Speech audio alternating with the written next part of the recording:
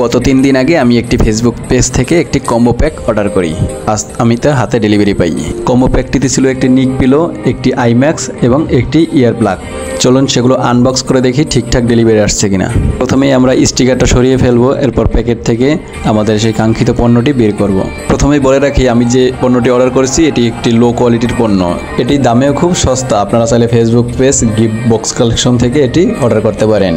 পণ্যটির দাম নেবে 220 টাকা এবং ডেলিভারি চার্জ নেবে 130 টাকা। সর্বমোট 350 টাকা এটি আপনি বাসায় পেয়ে যাবেন।